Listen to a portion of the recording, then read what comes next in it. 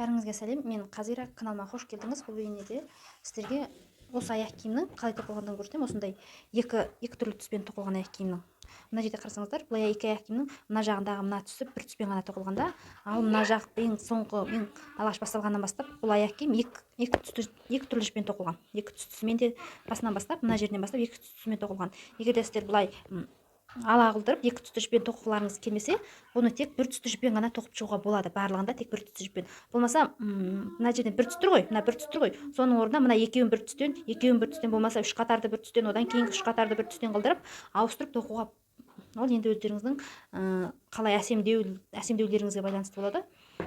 Енді осы аяқ киімдер сізге тоқылған мен заттар ұнап жатса, лайк басып, міндетті түрде астына жылы лебіздеріңізді қалдырып, және осындай тоқымамен айналысатын достарыңызға, құрбыларыңызға міндетті түрде жіберіп қоюға ұмытпаңыздар, және менің каналыма міндетті түрде тіркеліп қойыңыздар. Және де сіздерге қандай менің тоқыған заттарым ұнайды. Менде аяқ киімдер осындай, сосын кроссовкилар, қуыршақтар, гүлдер және сумканың түрлері бар, тоқылу түрлері. Сіздерге қайсысы сізді көбірек қызықтырады? Сіз менің каналыма не үшін келдіңіз? Көбірек аяқ киімге ме, әлде қуыршаққа ма? Соған көбірек лайк баса кетіңіз. Егер сіздерден қай затқа көбірек лайк келетін болса, сіздердің сұраныстарыңыз бойынша мен келесі видеоларды сіздердің сұраныстарыңызға қарай тоқитын боламын. Мысалға, мына аяқ киімнің шортысқа салдым. Бір кісі осының емкісін сұрапты, тоқылуын айтыңызшы деп, қалай бұның деп, бар ма деп. Мен соған жауап ретінде мына аяқ киімді тоқыдым. Мынаған ұқсайды. Бұл 36-37 номерлі аяқ киімге тоқылған, табанға тоқылған. Бұның табаны Қытайдан келеді. Қытайдан алып келіп, осы Қазақстанда сатып жатқан кісілер бар. Интернеттен қарасаңыздар шығады. Ал мен бұны мынандай ілмекпен тоқыдым. Номер 4-ші, бұл бір жағы 3, бір жағы 4 деген ілмекпіз. Соның төрттік жағымен тоқыдым. Бұны 100% акрил иранский жіппен тоқыдым мен. 100% акрил иранский жіппен тоқыдым. Ең алғаш қарасаңыздар, мынаның несі, яғни екі түсті жіппен тоқылған. Қызыл, күлгін түсті, яғни қызыл және қоңыр, ашық қоңыр түспен тоқылған. Мен бұны кәдімгі мына ұқсаған, бұл табан осы ұқсап келеді, осы ұқсаған. Өзінің мына шетінде қарасаңыздар, ілгек жіптері болады. Қарасаңыздар, көрініп тұр ілгек жіптері. Бұны мен қалай өлшеп алдым? Қалай өлшеген кезде мына жерде мынау кішкентай размер болып табылады, кішкентай номерлі аяқ киім. Бұл жерде толық үшелі, яғни қысып алғанда төртелі, болмағанда толық үшелі, кеңтас үшелі қалдырып өкшесін солай белгілеп алдым. Бұл кезде мына жерден нақсып санасаңыздар болады. 1, 2, 3, 1, 2, 3, 4, 5. 5 емес, мен мына жерінен аламын. Мына жерінен алса болады. Яғни қарасаңыздар, аяқ киімнің мына өкше жағы жалпақта ең қарасаңыздар, аяқ киімнің мына жағы жіңішке болып кетті, былай қарай кеңейген тұсы болады. Сәл былай қарай кеңейген тұсы. Сол кеңейген тұсымен мына жердегі бірыңғай із келе жатып, сәл кеңейген тұсынан бастап білеміз. Мен аяқ киімді негізі бер жағынан бастап тоқимын, бер жағынан. Сол үшін мына жерден келемді, мен мына жерден аламын. Мына жақ шетінен алса да болады. Неғұрлым былай қарай өкше жағына қарай іліп алғаныңыз дұрыс. Тура мына жерден ортасынан алып тастасаңыздар дұрыс болмай қалады. Мына жерден мен мына сәл өкше жағына келтіріп алдым ғой, мына жерде 1, 2, 3, 4, 5. 5 болғанда мына жерде қарасаңыз, мен мына жерде тек бір ақ рет ілем. Бір ғана ілем, сол кезде 1, 2, 3, 4, яғни мынаның астындағы мен, мына қоңырмен 5 болады. Мен бұл жерде тек бір ақ рет ілем. Мына жақ бірінші ілгектен мен бір ақ рет ілетін боламын. Мына жерде мына орта сағынан бастауға болмайды, орта жанынан бастауғашы. Себебі аяқ киімін нақтап тоқылған кезінде қарасаңыздар, міне, яғни былай қарай көлбеу болады. Көлбеу, былай қарай тұп-тура түссе бұл дұрыс болмай қалады.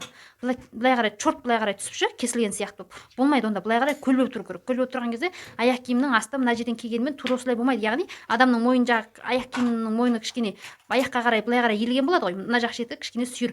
Осы тура осы ұқсап дөңес келіп тұрады ғой. Сол кезде кірген кезде мына дөңеске тұп-тура келіп осылай тұрады. Өкшесі мына былай қарай басылады. Сол үшін мына жер сүйір, яғни былай қиғаш тұру керек. Сол үшін мына жақ өкшесінің былай қарай сәл артқа қарай алынуы, ол аяқ киімнің тұруына, кішкене фасонның әдемі болуына соған сәйкес әдемі болып келеді осылай. Сол үшін орта жағынан алып тастауға болмайды. Орта жағынан алып тастасаңыз, аяқ киім чорт мына жерден кесіп тастаған сияқты болып, былай қарай иіліп, киілуге әдемі болып көрінбейді. Мен мына жерден қалай ілем дегенде, мынау 100% акрил иранский жіптің 2 қабатталған түрі. Міне аяқ киімді мына қысап алам. Мына қысағаннан кейін мына жерден мына жіпті арасына қосып тоқып кетеміз. Мына жерден жіпті былай қарай бір рет ілеміз. Бұл жерден бір ақ рет ілдім. Одан кейін келесі аралық бар, міне. Келесі аралыққа көшемде, келесі аралықтан былай қарай бұл жерге 2 рет тоқимын. 2 рет тоқимын. Одан кейінгісіне де тура 2 рет. Негізінен әрбір ізден 2 реттен тоқылады.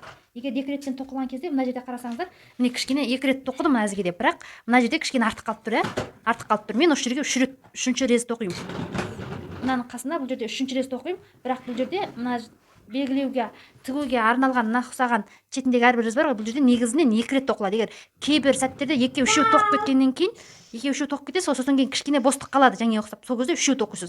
Негізінде мына жақ шетінен алып келгенде, мына әрбір ізден 2-2-ден алып тоқыған дұрыс. Егер бір жерден 2 рет, бір жерден 3 рет, одан қысып 4 рет болмаса, барлық жерден бірдей алсаңыз, негізінен барлық жер үлкендеу болса, онда барлық жерден бірдей 3 рет алуға тырысыңыз. Болмаса мынаның бер жақ бетінен 3-4-еуінен, мына жеріндегілердің ішінен бер жақ бетінен, мынау тура ортасы тұр ғой, мына жақ шетінен. Мына жерге дейін мына жақтан 3-еуінен 3 рет алған болсаңыз, мына жағынан да соның тура қарама-қарсы тұсынан 3 рет алуға тырысыңыз. Өйткені сіз үстіңгісін тоққан кезде, мынаның біреуі былай созылып, біреуі ары созылып, мына жеріндегі мынаның шетінен тоқып келе жатқан кезде, біреуі былай жылжып, біреуі артта қалқап, былай қиғаш болып қалу себебі содан болады. Егер бәрі бірдей жүріп болса, онда осылай тоқылған кезде бірдей жабылады. Біз қазір тура осылай жаңа ұқсаған айландырып, ешқандай қиындық жоқ. Тура осылай барлығынан әрбір ізден 2-2 реттен алып тоқып шығамыз. Әрбірінен тұп-тура осылай 2-2 реттен алып тоқып шығамыз.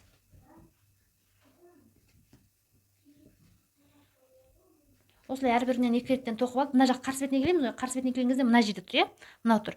Бұдан 2 рет алмаймыз. Мына жақ шетіне біткен жерінен мына бір ілгектен 1 рет аламыз. Біз және мына жағынан да қарасаңыздар, мына шетіндегі біткен ілгектен 1 ғана ілдім ғой. Тура мына жағынан да 1 рет ғана іліп, осы жерден жіпті, егер де сіз толық бір тұста ғана жіппен тоқимын десеңіз, онда жіп ауыстырудың қажеті жоқ. Онда барлығын бір тұсты жіппен тоқи бересіз. Мен мына жерде жіпті 2 түрлі қылдырып ауыстырған себепті, мен жаңа ұқсап мына бір қатарда аяқтап болғаннан кейін, мен мына жерден жіпті ауыстырдым. Жіпті ауыстырғанда мен дәл қазір мына жерге келдім де жіпті қиып алдым. Және ұқсап осыны айландырып біттім де. Қиып алдым, сосын кейін тура осының біріншісінен бастап, бірінші ілгектен бастап, енді біз екінші қатарды бастаймыз.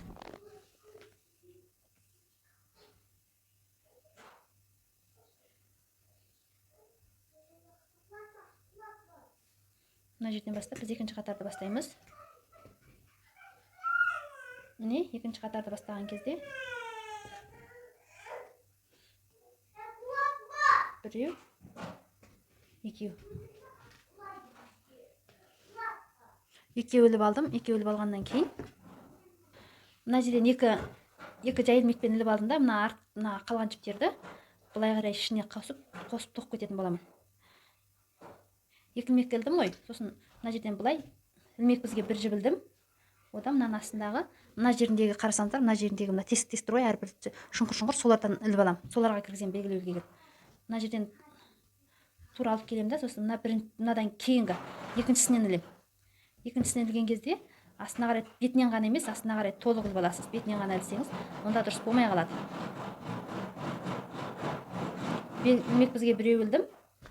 Ілмек бізге мына жақтан 1 ілдім. Ілмек бізге 1 ілгеннен кейін тағы да жағынан ілмек бізді алып шығып бері қарай шығарам. Сонда ілмек бізде 3 жіп. Ілмек бізде 3 жіп болды. 3 жіптен бір жолда 1-ақ өткізем. Мен бұны өзімнің тоқу немде жартылай биіктік деп атайым. Бұл қазақ тілінде мен үшін жартылай биіктік болып саналады. Келесінен тура солай. Ілмек бізде 3 жіп, 3 жіптен 1 жартылай биіктік. Егер 3 жіптен 2-2-ден алып 2 рет биіктік көтеретін болсаңыз, ол толық биіктік болып саналады. Мына жерден міне жартылай биіктік, яғни ілмек бізде 3 жіп, 3 жіптен 1 тартып алу арқылы бұл жерде біз жартылай биіктік жасаймыз. Тура осы жартылай биіктікті еш өзгеріссіз мына жерге дейін алып келеміз. Мына жақ бетіне дейін тура осылай алып мына жерге дейін тоқтымыз. Яғни мен мына жерде жартылай ілмекпен мына жақ шетін жартылай биіктікпен бітірдім. Бітіргеннен кейін мына жерін, мына жіпті қиып тастаймыз. Мына жіпті қиып тастаймын. Сосын кейін мынадан енді біз қазір бір қатар, мынау екінші қатар ғой. Екінші қатар тоқыдым. Енді үшінші қатарды және де үшінші қатар биіктікті көтеріп шығамыз. Ол кезде мен және де жіптің түсін алдыңғы бірінші түсті жіпке ауыстырдым.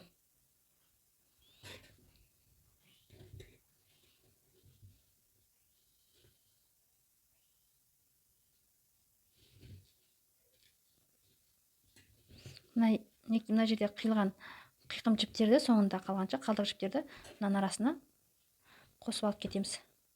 Мына жерден әрбір ізден қалдырмай, әрбір жіптің тоқылған ізінен біреуі де қалдырмай, осылай бірінші қатарды қалай тоқыдық, тура солай қылдырып, үшінші қатарды да осындай тура осылай қылдырып тоқып шығамыз. Бұл жерде ешқандай қиын ештеңесі жоқ.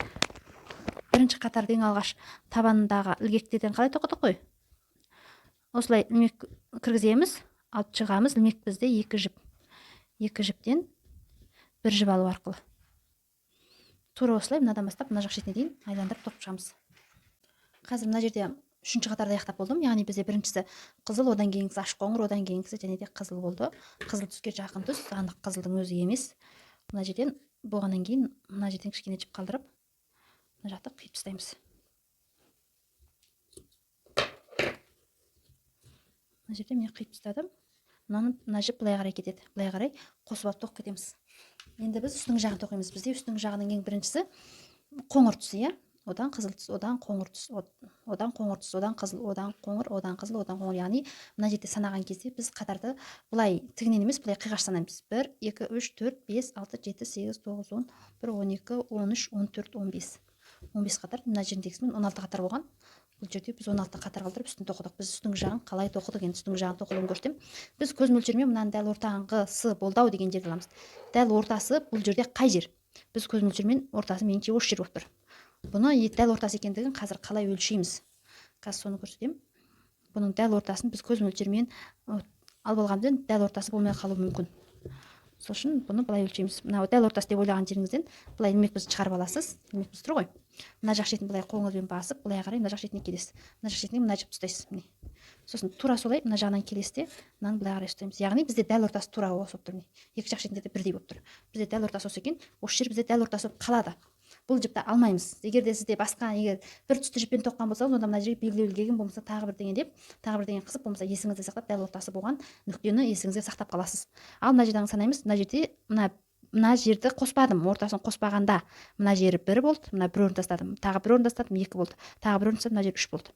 Бұл жер қалай 3 болды? Мына бір тастадым. Мына жерде міне бір тастадым. Мына 1, 2, 3. Үшіншісін алып келем де мына белгілеу ілгегін өткіземін. Ілмек бізімді өткіздім, және біздің ең бірінші тоқылуы керек болған ашық қоңыр түсті алдым қолыма. Ашық қоңыр түсті жіпті алдым да, сосын осы жерден жіпті өткізіп аламын. Ілмек бізді өткізіп аламын жібімді. Сосын мына енді ортасын алып тастаймыз. Біз уже ортасындағысын белгілеп алатын жібімізді алып алдық. Енді мынадан былай қарай тартып, мына жіпті бері қарай ішкі жағына алып қосып тоқып отыратын боламыз. Жіп қалмау керек. Мына жерден мынаны былай алдым, бекіттім, яғни бекіту ілгегі болды бұл жерде. Сосын ілмек бізге тағы бір жіп ораймын. Мына жерде мынаны тастап кетемін. Мына біреуін тастап, мына жерден қарасаңыздар міне. Мына жерден мына біреуін тастап, біріз тастап, екіншісінен ортасынан біреу қалдырам. Мына жерде мына біреуін тастап, мынадан, яғни біреуін тастап, екіншісінен әкелемді. Ілмек бізде қазір бізде 3 жіп. Ілмек бізде 3 жіп. Екеуінен біреу, яғни бұл жерде мен толық биіктік жасадым. Толық биіктік жасадым, және тура осыны бір жерге 2 рет қайталаймын. Бір жерге 2 толық биіктік жасаймын. 2 толық биіктік жасадым, және тура солай мына жеріне мына біріз тастап, мына жерге тоқимын. Мына жерге емес, мына жерге тоқимын. Және де біреу тастап, екіншісіне келдім. Ілмек бізден 3 жіп, екеуінен біреу.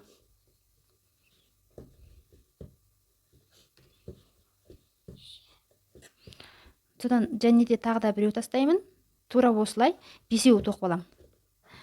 5-еу тоқып аламыз. Ілмек бізге 3 жіп, 3 жіптен біреу. Мен қазір 3-еу тоқыдым. Енді бер жақ шетіне және де 2-еу тоқимын. Мына жерде мына біріз тастап, келесізге келем.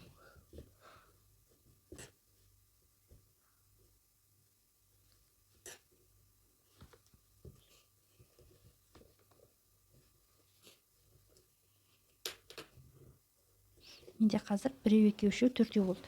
Енді менде 5-шісі. Мына жерде біреу тастап, келесісіне бекітем бұны.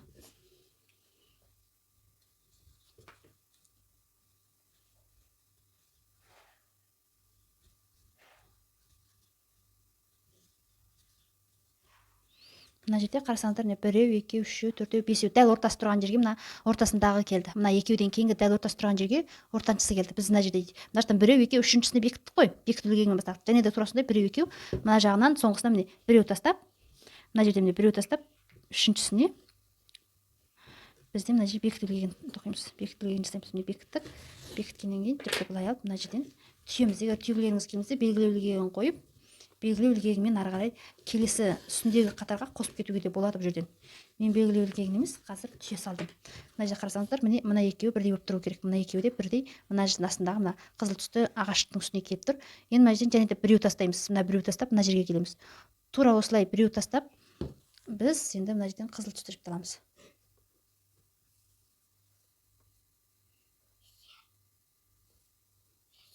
Мына жерден кейін бір із тастап екіншіден, яғни міне бір із қалды, одан кейінгісінен алдым. Одан кейінгісінен алып, біз мына жерде мына бірінші қоңыр болды ғой, одан кейін жіп қызыл түске ауысты. Демек біз осы қызыл түсті жіппен сол қатар тоқып жатырмыз. Мына жерде міне бұл жерде де ең бірінші бекіту ілгегі болады, яғни бұл жерде осыдан алып бекітеміз. Бекіткеннен кейін одан мына қасындағы жіпті астына біреу қосып алып кетеміз. Мына жерде бекіту ілгегінен кейінгі толық биіктік бар ғой, сол екеуінің арасынан аламыз. Бекіту ілгегі мен толық биіктіктің екеуінің арасынан алып, сол жерден ілмекімізді кіргізіп, бұл жерге де бекіту толық биіктік жасаймыз. Яғни осы біріншінің арасында, бекіту ілгегі мен бірінші биіктіктің арасына екі толық биіктік жасаймыз бір жерге.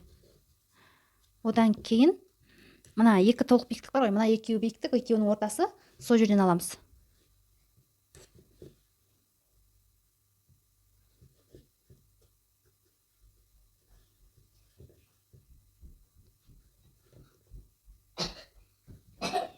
Одан кейінгісін мына екеуінің арасынан, одан мына екеуінің арасынан, одан мына екеуінің арасынан аламыз. Ең соңғысын және ең соңғысына келген кезде көрсетемін. Қазір мына жерден мына екеуінің арасына. Қазір мына екеуінің арасына аламыз.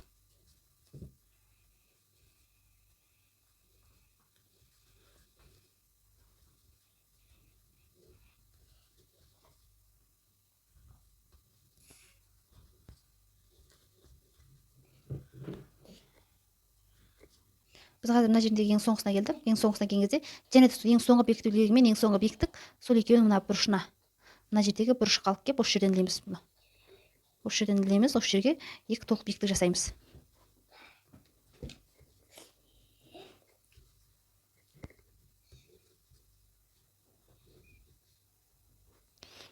Толық биіктік жасадым да, сосын мына жерге келген кезде мына жерден біреуін тастап екіншісіне алып келіп бекітемін. Біреуін тастап екіншісіне, өйткені біз ар жақ қысында ана жақ бетінен бастаған кезде де тура сондай қылдырып бастағанбыз.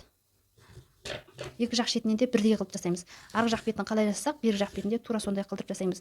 Егер де сізде нақсап тоқып келген кезде мына екі жақ шеті бірдей болмаған жағдайда, мына нақсап тоқып келеміз ғой, сол кезде мына жақ шеті мен мына жақ шеті қазір бізде бірдей болып тұр. Егер біреу былай шығып, біреу мына қызылдың тұсында, енді біреу мына жерге келіп тұрса, онда мына жақ шетінен біреу аттатып, мына жағынан аттатпай, мына биік тұрған жағынан аттатпай, алдыға шығып кеткен жағынан аттатпай, ана артта қалып қалған жерінен біреу екіден артық аттатып, екеуін бірдей теңестіруге болады. Ол жағдай қандай жағдайда болады? Ол жағдай мына тұсын тура таппағанда болады. Сосын мына жақ ең бірінші қатар бар ғой, ең бірінші мына жіптерден ілдік қой, сол кезде мына жіптердің арасынан біз екіден алдық. Ең негізгі санды екі деп алдық та, кейбір андай қатты бостық қалып қалған жерлерден үштен алдық. Тура солай. Егерде мына жеріндегілер бір жерден екіден, бір жерден үштен ретсіз алған болсаңыз, онда сіздің мына жақ үстін тоқыған кезде біреу алдыға шығып кетіп, біреу артта қалып қалу негізгі себеп содан болады. Сол үшін ол жағына келген кезде барлығын бірдей етіп алуға тырысу керек. Ең негізгі сан сізде екеу ма, үшеу ма, ең негізгі санға мән берген дұрыс. Сол жерде мына жерде қазір енді мына жерге келдік. Мына жерге келген кезде тура сондай. Мына бір ізді тастап, мына екіншіден ілем. Бір ізді тастап, екіншіден ілем. Бізде енді бұл жерде қоңыр түске ауысады жіп. Жіп бізде қоңыр түске ауысады.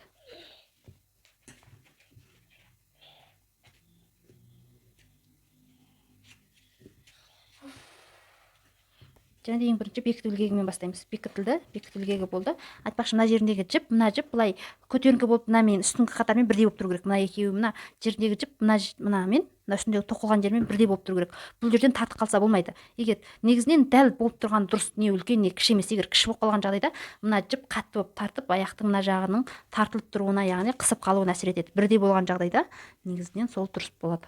Мына жеріне мына бірімен мына екеуінің арасында мына жердегі үш бар ғой, сол жерден ілеміз. Мына жердегі бекіту ілгегімен мына жердегі бірінші таяқша.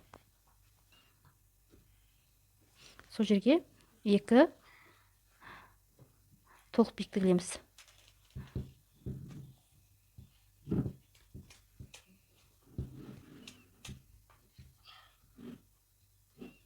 Енді былай қарай тоққан кезде мына екеуінің арасынан және мына екеуінің арасынан, одан кейін мына екеуінің арасынан, мына екеуінің арасынан ең соңғысын мына жерден ілеміз. Ең соңғысын жаңағы сияқты мына бекітілгенмен ең соңғы таяқшаның екеуінің арасынан іліп алып бекіткен кезде мына жерден бір із тастап екінші ізге бекітеміз. Енді мына жерден болдым ғой. Енді мына жақ шетіне келген кезде жаңа айтып өткендей мына бекітілгенмен соңғы толық бекітік екеуінің арасына жазады.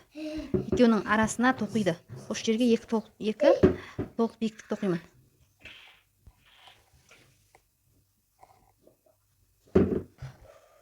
Толық биіктік тоқимын да және мына жерден біреу тастап мынаған әкеп бекітемін.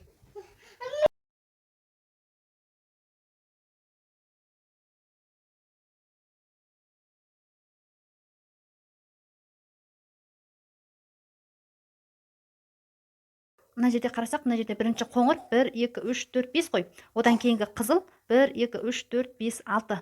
Одан кейінгі қоңыр 1 2 3 4 5 6 7. Яғни әрбір қатар өскен сайын, әрбір қатар сайын мына жерге бір-біреу қосылып отырады. Тура осылай мына аяқ киімнің дәл ортасына дейін, осы жерге дейін. Дәл ортасына дейін, осы жерге дейін мына жерден бір із ғана қалдырып тоқып отырамыз. Бір із қалдырып мына жерге тоқсақ, одан кейінгісін бір із қалдырып, одан кейінгісін бір із қалдырып, одан кейін бір із қалдырып, екі жағын теңестіріп, екі жағы бірдей болу арқылы дәл ортасына келеміз. Дәл ортасына келгеннен кейін одан кейінгісін қазір мынадан былай қарай сүйір болып шығу үшін бұны сәл басқаша тоқимыз. Қазір дәл ортасына дейін тоқып аламыз. Одан кейін дәл ортасынан асқаннан кейін мына жеріндегі аттату сандарының өзгеруі болады. Бұл жерде мынаған дейінгі тоқылған жерде мен мына жерден қарасаңыздар, мына бір орынды ғана қалдырып, бір орын қалдырып, мына жерден алдық қой, осы уақытқа дейін мынаған дейін. Демек біз солай мына жерде қанша қатар тоқыдық? 1 2 3 4 5 6 7 8 9 10 11 12. 12 қатар тоқыдық. Мына жерде қарасаңыздар, міне сәл өкшесіне кішкене таяған сәттен дәл ортасынан, мына екі жақ ұзындығынан қарағанда дәл ортасынан сәл асқанға дейін тура сондай қылдырып тоқыдық. Өйткені біз мына жағында аяқ киімнің басының негізі кеңдігі, аяқ киімнің кішкене кеңташ бақайларының кеңташ қимылдау үшін солай жасадық. Біз ол жерде өткен себебіміз мына жердегі аяқ киімнің мына басқы жағында аяқ бақайлардың ыңғайлы орналасуы үшін, тарылмай кең тұру үшін біз солай жасадық. Енді сәттен бастап мына ұқсап жалғастырып былай қарай тоқитын болсақ, мына жер қатты кең болып кетеді да, оның үстіне мына жер тура түсіп қалады да, былай ұзыннан болып. Ол аяқ киімге дұрыс келмейді. Негізі базарда сатылатын аяқ киімдерді дұрыстап қарасаңыздар, мына жері көлбеу тұрады, иә, былай қарай сүйір болып көлбеу тұрады. Аяқ киім былай келгенде мына жерде мойын келеді да, мына жері сәл мойынға асып тұрады, осылай көлбеу тұрады. Бұны тоқыған кезде, қолдан тоқыған кезде қалай жасаймыз дегенде, тура осылай орта ченнен сәл асамыз. Кішкене асқаннан кейін бұл жерде мына жерден мен екеу тастаймын. Осы уақытқа дейін біреу ғана тастадық қой, бір із ғана. Енді осыдан кейіннен бастап, мына жерден бастап біз екі із тастаймыз. Бұл жерде мен осы уақытқа дейін мынаған келгенге дейін ортасынан сәл асқанға дейін, дәл ортасы емес, ортасынан асқанға дейін, яғни табанның айтқанда 60% ма сондай дейін бір көзден тастаймыз да, ал одан қалған 40% келген кезде мен 1 2 көз тастап үшіншісінен аламыз. Үшіншісінен алу себебіміз, аяқ киімді қарасаңыздар, сатылатын заводтан шыққан аяқ киімді қарасаңыз, мына жерден тура дүп-түзу болып түспейді. Былай сәл көлбеу түседі. Қарасаңыздар, тура мына ұқсап аяқ киім мына жаққа мойны келеді, мына өкше жағы сәл артта тұрады. Солай болу үшін, егер де былай екі орын аттатқызбай, тура мына ұқсап екі орын аттатқызбай, бірақ до конца былай қарай аяғына дейін тоқып болсақ, онда мына мойны мына жерге барып алады да, аяқ киім киген кезде басына дейін жетпей қалу ықтималдылығы болады да, басына дейін жетпей қалуы мүмкін бақайларшы, себебі мойын мына жерге келіп алады да, аяқтың мойнын тосап қалады. Сол үшін мына мойын алдыңғы жағына сәл иіліп, мына артқы жағына даже мына жерге дейін келуге де болады. Негізінен мына жерге дейін келуге болады мына жағы. Ал былай мойын жағы былай артқы жағына қалу керек, себебі аяқ киімге мойын жаны осылай артқа қарай, алдына қарай келіп тұрады. Әйтпесе келмей қалады, аяққа киюге әдемі болмай қалады. Енді біз мына жерде ендігі келетін түс мына қоңыр түсті жіп болғандықтан екеу аттатқыздым ғой, екеу аттатқыздым да, енді сол жерден тура солай еш өзгеріс жоқ, тура осылай екеу қалдырып тоқимыз. Енді қалған жерінің барлығынан екеу қалдырып тоқимыз. Мына жерде міне, мына былай қарайсыздар, мынау осылай болып тұрады. Мынамен бірдей болып келу керек. Міне бірдей болып, ішіне қалып қалуға, тартып қалуына болмайды. Негізінен бірдей болып келген дұрыс. Негізінен кішкене асса да болады, бірақ қатты асып кетсе де болмайды. Сол үшін мына жерден бірінші бекіту ілгегін жасаймыз, алдындағындай. Мына жерде бер жақ шетіндегі үш бостықтан, арасындағы тесіктен бекіту ілгегімен бірінші таяқшаның арасынан алып, тура осылай тоқи береміз. Енді мына екеуінің арасынан.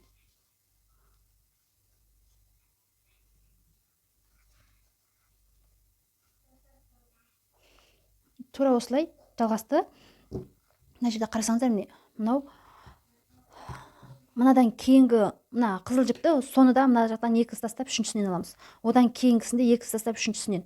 Былай қарай до конца шыққанға дейін, мына жақ соңына шыққанға дейін сонда 2 тастап үшіншісінен алып оқимыз. Біз мына жеріне соңғысына келдім, яғни соңғы мына жердегі қатарына мына жерден бекіткен кезде мына екі жақ бетіндегі артылған жіптерді арасына қосып отырып, мына жерден екеуі тастап үшіншісін алып келіп бекітемін. Үшіншісіне алып келіп бекіткенде мына екеуінің арасына қосып алып кетемін. Мына арасында қиқым жіптерді екеуінің арасына қосып алып келіп бекітемін. Бекіткеннен кейін мына жерден қалғандарын бері қарай біріктіріп отырып тоқып кетемін. Тоқыдым. Енді тоққаннан кейін мына жерде қарасаңыздар, мына соңғысында тоқу үлгісі басқа, иә, мына ішіне қарай қайырылып тұр, ішіне қарай кіріп белгілер өзінің формасын шығарып тұр. Сол жерде мен мына жерден былай қарай ар жағын тоқығаннан кейін енді мына жерден бері қарай тоқимыз. Былай қарай ілмек бізде бір жіп, мына жағын алып келем. Ілмек бізде үш жіп, екеуінен біреу, және екеуінен біреу. Тура осылай мен келесінен. Ілмек бізде үш жіп, екеуінен біреу, тура осылай. Бұны толық биіктік жасау арқылы дейді. Толық биіктік жасау арқылы тура осылай тоқимын. Егер де сіздің мына жағыңыз сәл кеңдеу болып тұрған болса, мына жер кеңдеу болып тұр ғой. Кеңдеу болып тұрған кезде ана ақсап еңкейтіп, жаңа аяқ киімде сәл басы еңкейіп қарап тұр. Мен оны қалай жасадым дегенде, дәл тура төбе жағына барған кезде мен мына жерден қысқарттым. Мына жерде екеу болып кетті.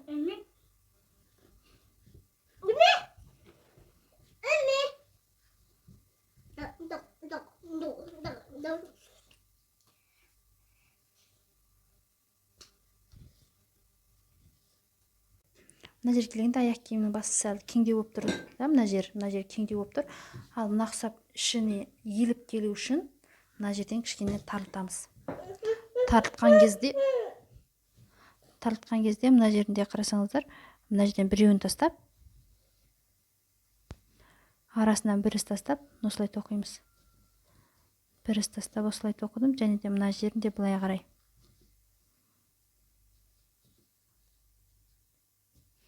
Тоқ келемде, егер өздеріңіздің көңілдеріңізге жаққанға дейін 2-3 тарылтуларыңызға болады. Ол жерде белгілі бір шектеме жоқ.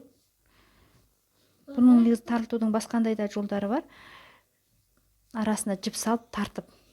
Мен оны жасамадым. Оны егер басқа бір келесі бір аяқ киім тоққан кездерде болмаса жіппен тартып алу арқылы тарылтатын жолында көрсетем. Негізінен басқандай бір бетіне 4 бұрыш узор салып тоққан аяқ киім бар еді ғой. Менде біріншісінде тұр. Сол кезде көрсеткем. Аяқ киімнің арасына жіп сап, жіппен тарылту арқылы. Енді мына жерден тағы да біреу тастап.